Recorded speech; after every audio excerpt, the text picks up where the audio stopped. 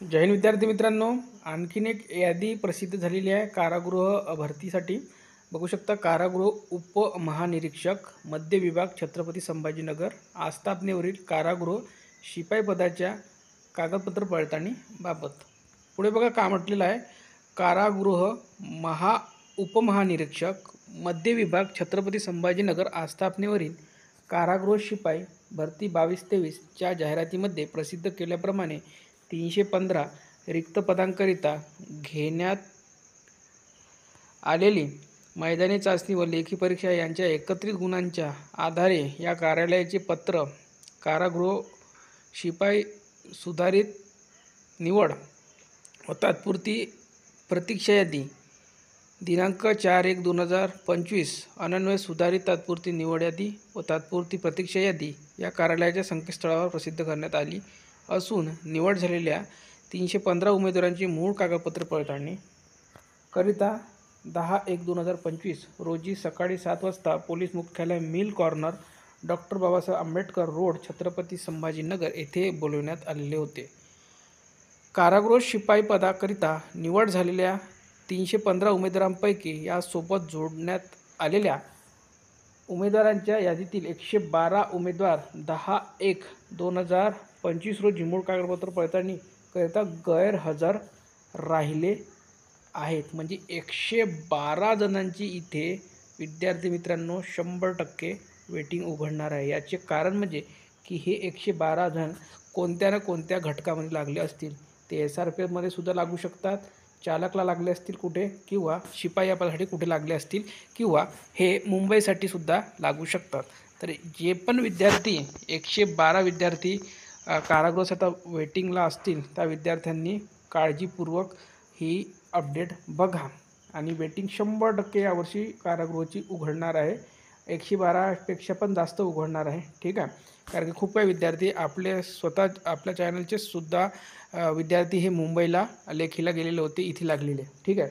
सोबत जोडलेल्या यादीतील 112 उमेदवारांना कळवण्यात येते की आपण मूळ कागदपत्र पडताळणी करता 6/2/2025 रोजी सकाळी 9 वाजता पोलीस मुख्यालय mill corner doctor Babasaheb Ambedkar road Chhatrapati Sambhajinagar येथे हजर राहावे। मूळ कागदपत्रे पडताळणी करिता उमेदवारांनी या कार्यालयाचे पत्र 4/1/2025 मध्ये दिलेल्या सूचनेप्रमाणे कागदपत्रे सोबत घेऊन यावी। कागदपत्र पडताळणी करणे बाकी असलेल्या उमेदवारांना याद्वारे कागदपत्र पडताळणी करता दुसरी संधी देण्यात येते। बघा, पहिली संधी दिलेली होती त्यांना, ते आलेले नाही 112 जण, आता परत एक संधी दिली आणि जर हे दुसऱ्या संधीमध्ये आले नाही तर पुढे बघा काय म्हटलेलं आहे, व्यवस्थित व्हिडिओ बघा। कारागृह शिपाई पदावर निवड झालेल्या उमेदवारांपैकी ज्या उमेदवारांची इतर घटक निवड झालेली असेल, बघा निवडलेला आहे, किंवा इतर कोणत्याही पदावर नियुक्ती स्वीकारली असेल, किंवा कारागृह शिपाई पदावर नोकरी करण्याची इच्छा नसेल इत्यादी कारणामुळे कारागृह शिपाई पदाची निवड रद्द करावयाची असेल तर सदर उमेदवारांनी तात्काळ निवड रद्द होणे बाबतची विनंती अर्ज समक्ष या कार्यालयास किंवा या घटकात निवड झालेली आहे त्या घटकामार्फत किंवा प्रशिक्षण घेत असलेल्या प्रशिक्षण केंद्रामार्फत या कार्यालयास सादर करावे। पुढे बघा काय म्हटलेलं आहे त्यांनी, कारागृह शिपाई पदाची सुधारित तात्पुरती निवड यादी व सुधारित तात्पुरती प्रतीक्षा यादी मध्ये समाविष्ट असलेल्या उमेदवारांचा मूळ कागदपत्रे व प्रमाणपत्र पडताळणीच्या अधीन राहून यादीमध्ये समावेश केलेला आहे। मूळ कागदपत्रे प्रमाणपत्र पडताळणीमध्ये उमेदवार अपात्र झाल्यास किंवा प्रमाणपत्र पूर्णता पडताळणीमध्ये अपात्र झाल्यास त्या उमेदवारांची निवड रद्द करण्यात येईल।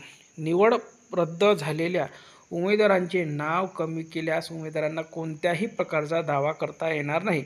कारागृह शिपाई भरती प्रक्रियेदरम्यान नियमानुसार आवश्यक ते बदल निर्णय घेण्याचे अधिकार कारागृह शिपाई भरती निवड मंडळाकडे राखून ठेवण्यात आलेले आहे। तर बघा खाली 112 विद्यार्थ्यांची बघा कारागृह पोलीस शिपाई भरती 22-23 कागदपत्र पडताळणीस गैरहजर उमेदवारांची यादी सिरियल क्रमांक 1 पासून पुढे बघा दिलेली आहे। एकूण 112 उमेदवार हे भरपूर प्रमाणात, यामध्ये पुरुष उमेदवारसुद्धा आहे, महिलासुद्धा आहे, भरपूर अशी वेटिंग अशी उघडणार आहे। आजपर्यंतच्या इतिहासामध्ये इतकी मोठी वेटिंग ही उघडलेली नाही, पण यावर्षी भरपूर अशा ते SRPF असो SRPF असो किंवा कोणत्याही घटकाचं चालक असो किंवा कारागृह असो कोणत्याही घटकाचं, जसा मुंबईचा निकाल लागेल आणि तिची सिलेक्शन तात्पुरती निवड यादी लागेल, भरपूर असे विद्यार्थी SRPF ट्रेनिंग करत असतानासुद्धा विद्यार्थी सोडतील, चालकचे ट्रेनिंग करतानासुद्धा सोडतील आणि कारागृहाचं त्यांनी जॉईनिंग केले असेल ते सुद्धा सोडतील.